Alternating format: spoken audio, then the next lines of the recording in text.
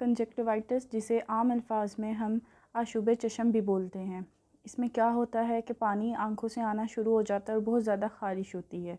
जब बहुत ज़्यादा ख़ारिश होती है तो आप अपनी आंखों को रब करते हैं और वहाँ एक सोजिश हो जाती है, रेडनेस सी हो जाती है और आपको ऐसा महसूस होता है जैसे आपकी आंखों में कुछ फंस गया है और आप वो जगह बहुत ज़्यादा रब करते हैं तो वो और सूजन होती है वहाँ। तो इसमें क्या होता है, अक्सर लोगों के तो पस भी आ जाती है, तो वो पस जो है बहुत ज़्यादा आपको इरिटेट करती है, आप बार बार अपनी आंखों को रब करते हैं, आंखों से पानी आना, ये इसकी अलामात में शामिल हैं। इसकी वजूहात में any type of infection like इधर वो बैक्टीरियल है या वायरस इन्फेक्शन है, दोनों शामिल होते हैं कि ये किस वजह से हुआ। दोनों सम टाइम तो ये होता है कि ये एलर्जी की वजह से भी आपकी आंखों में हो सकता है।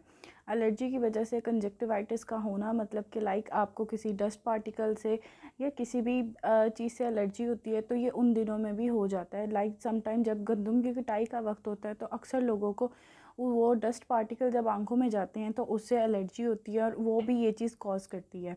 अब ये कि इसमें कुछ प्रिकॉशंस की ज़रूरत होती है, क्योंकि अगर ये हो जाता है तो इसके ख़त्म होने में 1 से 2 हफ़्ते लगते हैं। उस दौरान आपको कुछ प्रिकॉशंस की ज़रूरत होती हैं। लाइक जब आप अपनी आंखों को हाथ लगा रहे हैं, रब कर रहे हैं, तो उसमें क्या होता है कि आप अगर एक बार अपनी आंख को हाथ लगा रहे हैं तो या तो आप अपने हाथों को बार बार धोएं। पहली बात तो आपको अपनी आंखों पर हाथ लगाना ही नहीं चाहिए इस बीमारी के दरमियान में। अगर आप लगा रहे हैं ख़ारिश करने के लिए तो आपको बार बार अपने हाथों को धोना चाहिए, क्योंकि ये एक आंख से दूसरी आंख में ट्रांसफ़र होने का ख़तरा होता है। इसके अलावा ये भी देखा जाता है कि जब आप अपनी आंख को इससे ख़ारिश करते हो, हाथ से ख़ारिश करते हैं और वही हाथ बग़ैर धोए किसी भी दूसरे इंसान से आप मिलाते हैं तो ये उसमें भी ट्रांसफ़र हो सकता है। इसके अलावा अगर आप कॉन्टैक्ट लेंसेज़ वगैरह यूज़ करते हैं तो जब तक आपको ये इन्फेक्शन है तब तक आप इस चीज़ से अवॉइड करें। और ये कि जब आप जब पस आप साफ़ करते हैं तो वो आप हाथ से साफ़ नहीं कर सकते, या सादे पानी से, जैसे आप लोग आंखों में पानी डाल लेना, इस तरह साफ़ नहीं होता। आपको इसके साफ़ करने का क्या तरीका है, आपको पानी गर्म करना पड़ेगा, ठीक है। उस पानी को आप ठंडा कर लें, फिर उस पानी में आप कॉटन भिगो कर अपनी आंखों से साफ़ करें, ये भी एक तरीका है। या ऐसा कि अक्सर लोगों को ठंडे पानी से सुकून मिलता है तो ठंडे पानी में कॉटन भिगो कर उससे भी आप साफ़ कर सकते हैं। ये इसके साफ़ करने के तरीके होते हैं। 4 ऐसी अलामत जिनमें आपको आँखों की इस अशुबे चश्म यानी कंजक्टिवाइटिस के साथ आपको महसूस हो तो आप अपने डॉक्टर से फ़ौरी रुजू करें। वो 4 कौन सी अलामत हैं?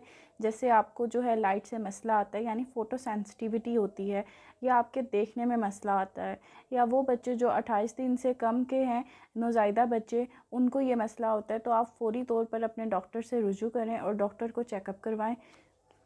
इसके अलावा देखा जाता है कि अगर तो ये इन्फेक्शन जो है एंटीबैक्टीरियल है तो आपको उसमें जो है एंटीबैक्टीरियल आई ड्रॉप दिए जाते हैं जो कि क्लोरामफेनिक के नाम से मिल जाते हैं और ये आपको कुछ दिनों के लिए इस्तेमाल करने पड़ते हैं। इसका रेगुलर यूज़ ऐसे होता है कि लाइक आपको दिन में 2 घंटे बाद 1 से 2 ड्रॉप अपनी आंखों में डालने होते हैं।